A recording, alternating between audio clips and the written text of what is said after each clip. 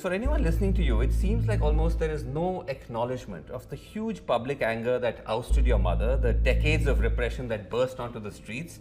Your mother's government makes a brutal attempt to suppress that uprising, fails. She has to leave the country. No remorse for any of that? If you've listened to my statements online, I have said again and again, the Awami League mishandled the protests. Our government mishandled the protests. Isn't mishandling a mild word for the killings of hundreds and hundreds of mainly unarmed protesters by the security forces, ordered by your mother? None of it was ordered by my mother. If my mother had been willing to kill protesters, she would still be in power. In this, the second episode of our series ahead of Bangladesh's upcoming elections, I'm far away from Dhaka. I'm in Washington, D.C., home to the son of Sheikh Hasina, Sajeeb Wazed, or Joy as he's known. Since Sheikh Hasina's dramatic overthrow in August 2024, when mass protests forced her to flee Bangladesh, she's been living in New Delhi under the protection of the Indian government and has not appeared on camera. Many of her key ministers too are in exile and reluctant to appear on TV. In this vacuum, her son has emerged as one of the key spokespersons for his mother and for her party, the Awami League. For the first time in Bangladesh's history, the Awami League has been banned from contesting elections. I'm here to ask Sheikh Hasina's son, has the Awami League learnt any lessons from the massive public backlash to years of its repressive politics? Or is the party and its leadership still in a state of denial? More fundamentally, does the Awami League, one of the most dominant forces in Bangladesh, have a future at all? Mr. Wazed, thank you so much indeed for talking to us. Now, you've been saying that the ban on the Awami League from contesting these elections is undemocratic and illegitimate. And let's agree that sweeping bans on political parties are a bad idea. Many human rights watchdogs say that. But isn't there a great irony here? Because when you complain about rigged elections and unfair practices, that's exactly what the Awami League has been accused of doing for years in order to win elections. This is true, the accusation, but you look at the facts. The Awami League never banned anyone, first of all. We have never imposed a ban on any political party.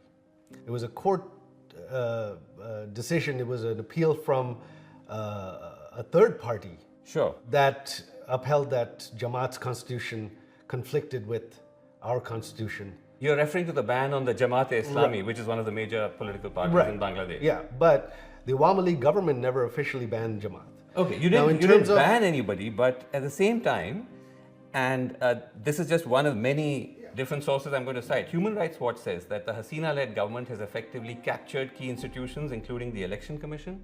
The US State Department said that the 2024 elections, the last election, which you won with a landslide, your mother won with a landslide, was not free or fair. The UN's Human Rights Council said the Awami League's election victories were marred by irregularities, violence, and intimidation by security forces. I can keep going. No, I've heard them all. Look, if you look at before the 2018 elections, our polls, the Americans' opinion polls, showed the Awami League was going to win by a landslide. None of us wanted any irregularities.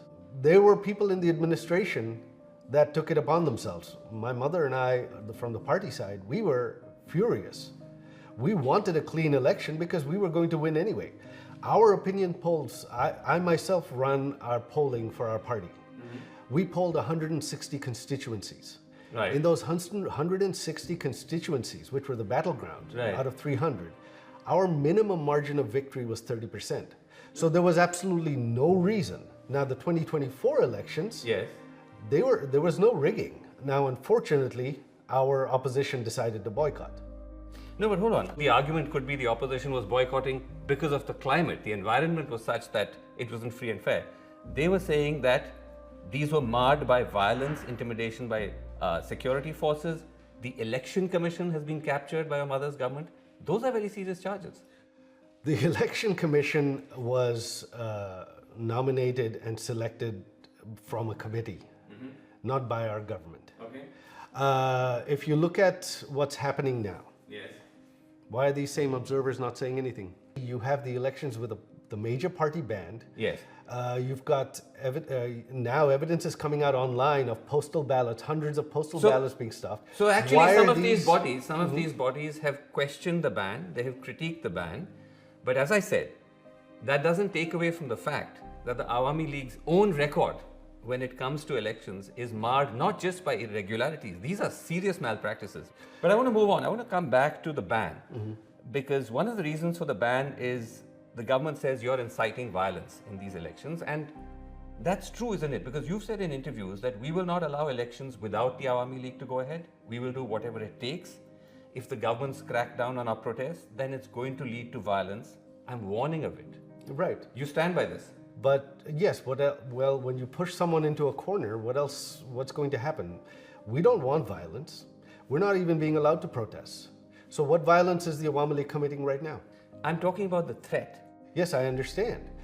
What I'm saying is if you back someone into a corner, you do not leave them any options, what are they going to do? The option could be to tell your protesters or your supporters not to respond to provocation. As a responsible political party, you can say, let me just make the argument. You can tell your supporters, don't take the violent path, regardless of the provocation, because otherwise, you're actually making the government's case for them, because they will look at what you're saying and say, listen, this is why we need to ban them, because the Awami League has gone rogue. So again, anything that this regime is doing, all the violence they have committed, that's okay? Two wrongs don't make a right. Right now, you have, since the protests of last July, hundreds of our activists have been killed. 30 some odd have been killed in custody. A Hindu gentleman, a minority leader of our party, was killed in jail under custody just the past week. So you say two wrongs don't make a right. When you suppress someone by force, you do not give them any other option. What's going to happen? No, but Mr. Wazed, don't you believe that by using this kind of rhetoric, you are actually then endorsing the view that the Awami League deserves to be banned? Because of, as I said, the fact that you're holding out this threat of violence. Let us contest or else. I did not threaten violence. I said that if you suppress the protests with violence, of course there will be violence. I did not ask my protesters to attack. Okay, you're now somewhat quibbling with semantics. But when you said that there hasn't been any violence so far, authorities in Bangladesh actually say that's not true. They say the Awami League was behind the assassination of the youth leader Sharif Osman Hadi just weeks ago while he was campaigning in Dhaka. Is that true? Was the Awami League behind his killing? Of course not. Look, if we had the ability to conduct killings in Bangladesh right now, you think this regime would still be standing? No. Right now, the Awami League, we do not have the violent personnel, if you will, that perhaps some other organizations have. Not according to the police in Dhaka. They're blaming They said everything. the shooter, if I can just finish, the shooter was directly involved with the student wing of the Awami League, the Chhatra League. They say that Hadi was killed because he was an outspoken critic of your party. It was an act of political vendetta. I don't know who the shooter is. There have been many names that have been floated. They have named so many people who have nothing to do with it. As far as our student wing was concerned, there were so many young people involved with it, especially when we were in government. Was he really involved? How involved was he? Did he hold a post? They're pinning the blame on everything to the Awami League. But it's a fair assumption to make, isn't it, Mr. Wazed? Because on one hand, you say that there is the possibility of violence, the threat of violence, and then you actually do have an actual act of violence. My threat of violence is from protests. So the dots do get joined. No, they don't actually. I don't see how. Again, do you see the Awami League even out on the streets in Bangladesh? That's not even happening. We have tens of thousands behind bars. Every time we've tried to protest, they've just arrested everybody. Okay. So the Awami League is not involved in any violence whatsoever. Our campaign now is asking people not to vote in these rigged elections. That's what we're doing. Okay, but let me ask you this. For anyone listening to you, it seems like almost there is no acknowledgement of the huge public anger that ousted your mother, the decades of repression that burst onto the streets. Your mother's government makes a brutal attempt to suppress that uprising, fails. She has to leave the country. No remorse for any of that? That is not true. If you've listened to my statements online, I have said again and again, the Awami League mishandled the protests. Our government mishandled the protests. Isn't mishandling a mild word for the killings of hundreds and hundreds of mainly unarmed protesters by the security forces, ordered by your mother? None of it was ordered by my mother. If my mother had been willing to kill protesters, she would still be in power. You look at what's happening in Iran right now. Are they able to do anything? No. My mother's statement. Yes. Again and again, and to me, my conversation that day was, they are marching on the Prime Minister's residence. Our special security force and the Prime Minister's guards are ready to defend her. But if that happens, hundreds will die. I don't want their blood on my hands. That is what my mother said. During that time, hundreds of police officers were killed. Hundreds of our activists were killed as well. This regime actually granted immunity to the protesters for the killings of. Let's stay away from this regime for a second, because when you say your mother didn't give the instructions, you saw the Al Jazeera reporting on it, the BBC reporting on it, the recordings that were there. Yes, if I can just finish, where your mother can be heard saying she's cleared the use of lethal force against the protesters. She says, I've issued an open order. Now they will use lethal weapons, shoot wherever they find them. No, that is actually, both Al Jazeera and BBC have taken that clip out of context. I have put that full clip on my Facebook page.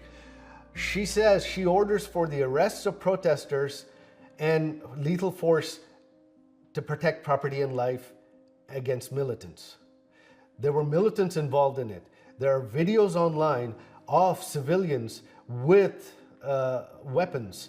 Hold on, but if I can just come in on the clip though, because I've heard you say this in other interviews, that you put the full clip on your social media pages. We scoured your social media pages. We couldn't find any such clip. That is strange. So would you be prepared to share that with us? Of course, I'll put it back up. Okay, Several clips have been taken down, and I'll tell you why. Okay, but when you say that she was issuing an order about property, that doesn't seem to be what she said. When she says, I've issued an open order, now they will use lethal weapons, shoot wherever they find them. That seems like a very broad-based instruction. But that is for violent protesters, armed protesters, terrorists, not for unarmed protesters. Now, so in any country, would the government, what happens if there are armed protesters shooting at people and shooting at police? What would they do? So, Mr. Wazed, you talk about armed protesters, you talk about terrorists. Look at the sort of people who've been shot and killed. Abu Saeed, 25-year-old college student, unarmed, shot point blank by the police. His killing was caught on camera, went viral. Is he an extremist? Zobaid Hossein Iman, 12 years old. He was shot in the head by security forces firing from a helicopter. Mir Rahman Bugdo, also 25, also a student, also unarmed, shot dead by the police while distributing water to protesters. Are these extremists? It was a very violent situation. There were police officers who used excessive force. Our government suspended many police officers during that time. We formed a judicial committee to investigate. Why weren't those investigations continued?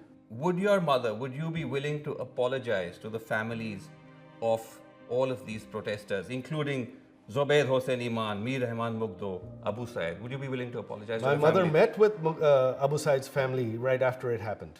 She already met with them. Okay. During that time, before our regime fell, my mother met with several of these families. She promised them full investigations, full accountability. But for the most part though, multiple investigations, multiple watchdogs have found that the majority of the 1,400 who were killed were innocent, unarmed protesters. So that's a huge... Yes, I know. But But according to the lapse, government's isn't there? own number, the number is about 800. Which is also a big number. I understand, but the 1,400 number comes from until August 15th. Our government fell on August 5th. Who killed the people from August 5th to 15th? But Mr. Not Wazed, they're still finding bodies. I know. They're still finding mass We are graves still which finding are connected to the uprising. That is completely being set up by this government. No, there are no mass graves. You're denying the mass graves that have been I found? have not heard of mass graves. Okay, well, there's one that was just discovered with 114 bodies this And month. what about the 500 people that were killed after our government fell? Who killed them? Why were who killed them? Again, respectfully, No, this is whataboutery, though. You're talking about the 1400 number. Look, justice must be equal. You cannot have one-sided justice. One-sided justice is not justice. Okay, but shouldn't the justice, Mr. Wazed, also extend to the political leadership? Because if I can finish, the UN investigation found that they were able to establish that the serious abuses against protesters by security forces occurred with the full knowledge, coordination, and direction of the political leadership, which obviously includes your mother. That is a complete fallacy. I know the UN report is biased. Again, like I said, the UN report lists 1,400. It includes deaths after our government fell, and they've blamed our government for it. How is that a fair report? So you reject the UN report, you reject the BBC and Al Jazeera recordings. No, it's then a question of being very selective with what you accept and what Actually, it's the BBC and Al Jazeera that have been selective. Okay. And we have provided full clips online. We have provided pictures online of other people that were killed. We have provided pictures and of police officers that were killed. As I said, those clips we are not able to find. We'll receive them from you. But I want to come back before I move on to the fundamental point you're making. You're saying that then your mother is not at all accountable for I'm not, all of those that killings. That is not what I'm saying. All of the excesses. No, that is not what I'm saying at all. State power. What I'm saying is this. We did not grant immunity to anyone. We wanted justice for everyone. Anyone who was responsible for any deaths. What you Including have now. her. What about that justice? Because my mother did not order any killings. My mother did not want any deaths. As I said, there is the audio, there is the UN report. You reject both of them. No, the audio includes, but that's your choice. Includes my mother. Okay, let me move on, Mr. Wazed, because it's not just charges of repression. Party leaders, including you, your family members, face allegations of embezzling billions of dollars from Bangladesh. You've personally been charged with accumulating illegal wealth running into millions of dollars, which Bangladeshi authorities say we've used to buy homes, including here in America. Right. Is that true? Where are these homes? You're in my house. This is the only home I own. I applied and got my US citizenship earlier this year. Now, if I had hidden wealth, if I had all these illegal properties, how would I receive US citizenship? The FBI investigated me. Where is it? Allegations are easy to throw around. They have not been able to name one business, one instance where Mr. any of my Wazed, family has been involved in corruption. Okay, if not that's one. the case, if the allegations are so bogus, why is it that your cousin Tulip Siddique, who's an MP in the UK, resigned as minister from the Starmer cabinet? Because she's also been accused of the same allegations. Yes, that was because of political embarrassment. This was a smear campaign against her. To date, the government of Bangladesh, this regime, the Anti-Corruption Commission, they have not provided one shred of documents, one shred of evidence. They have not even provided us anything. But surely, if it was so insignificant, the charges, Yeah. someone who's a minister in the UK cabinet wouldn't have to resign. I mean, obviously that suggests that there must have been something substantial or something. No, she was cleared by the UK watchdog. They investigated her and cleared her. So how did the But UK she had to watchdog? resign? She resigned to avoid embarrassment, to avoid embarrassing the government. But the UK watchdog cleared Tulip of any irregularities. How did they clear her? Okay, what about then the Awami League minister, the former minister, who was found to have 360 houses in the UK? Those properties are now being frozen. That's not bogus. What do I have to do with him? He was I don't know. He was a minister in your mother's cabinet. I can't be responsible for, my family can't be responsible for everyone. Now, But was your mother aware, was your government aware that you had a minister? Because this is the wider allegation, that it was not just the family, it was everyone. Were they aware that this gentleman was acquiring 360 houses in the UK? Bangladesh is a poor country. Well, from what I understand though, that gentleman, his family is wealthy for generations. They have properties in the US, properties in the UK that they've been investing for years. That's what I know. So you're saying that all of these 360 houses were bought from his personal wealth, because the UK authorities don't think so. They froze them. Well, that I don't know. That's between, I can't keep track of him. This is all I know is that his family, they've been business people for decades. Did your mother take any action against him?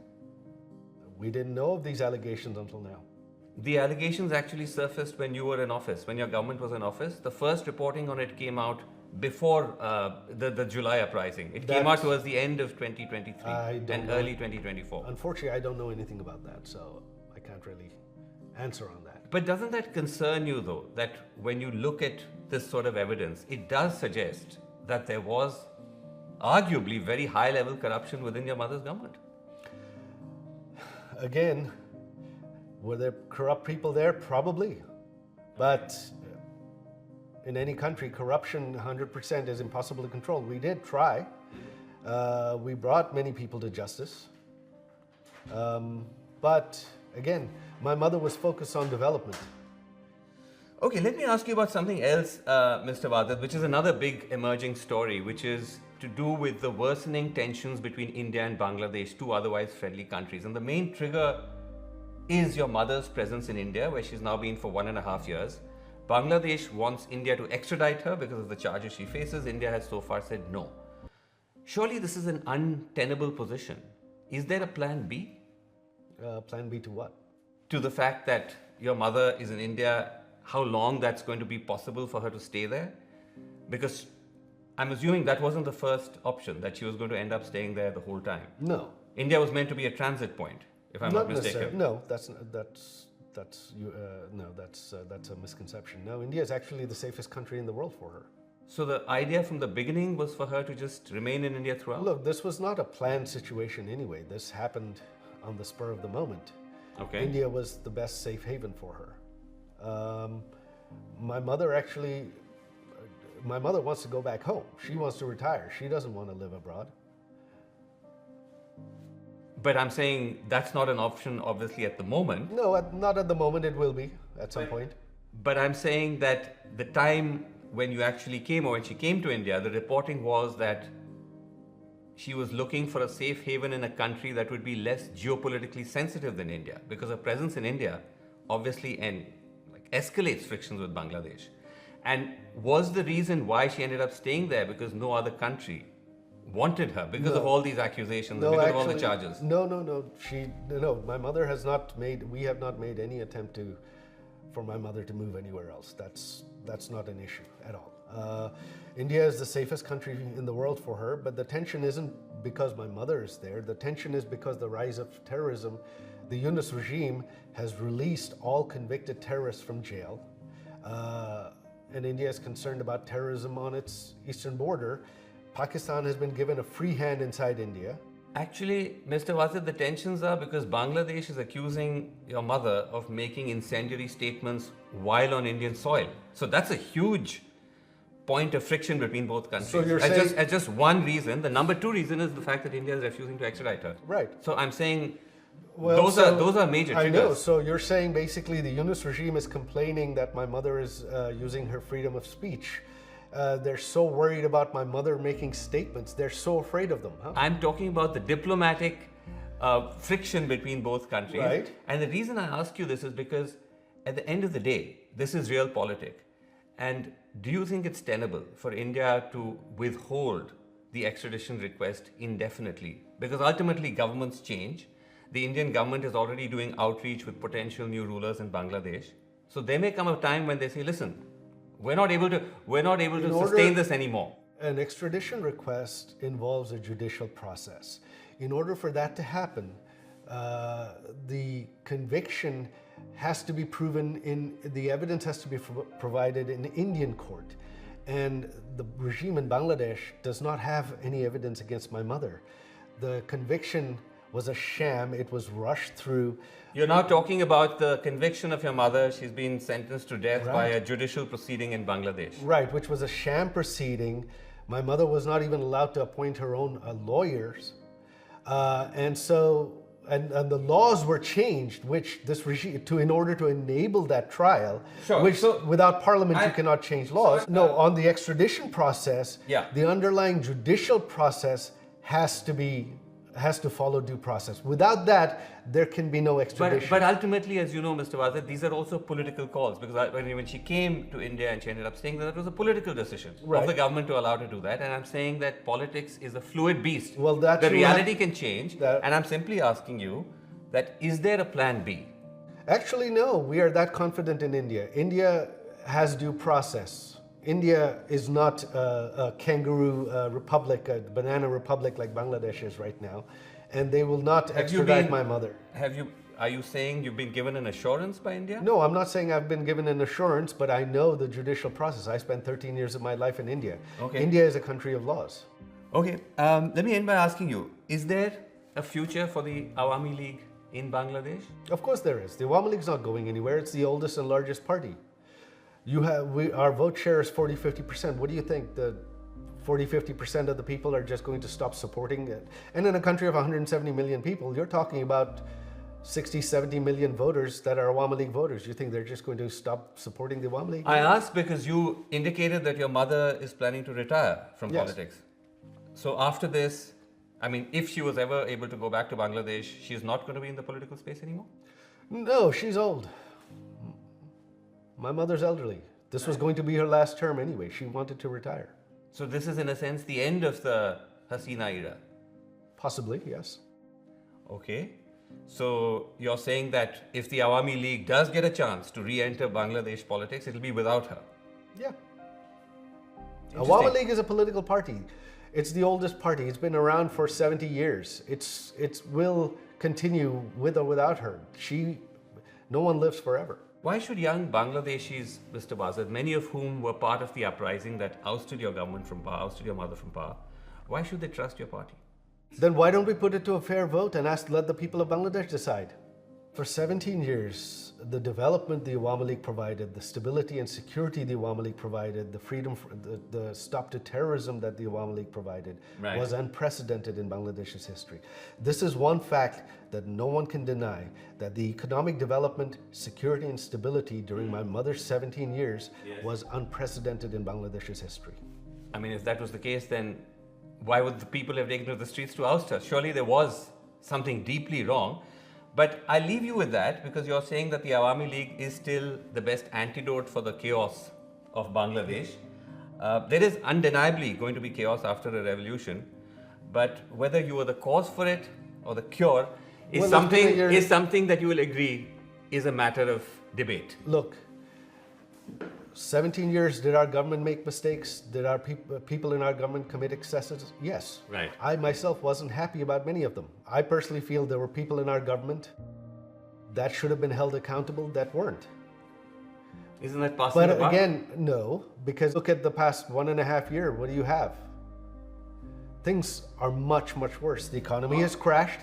There's no law and order. Terrorists are running rampant. And now you have a completely rigged, farcical election. Okay, as I said, cause or the cure, that's a matter of debate. Well, as I said, many would hold the Awami League guilty of those same charges as well. But thank you very much indeed for taking the time to talk to us My pleasure. and taking our questions. Thanks very much.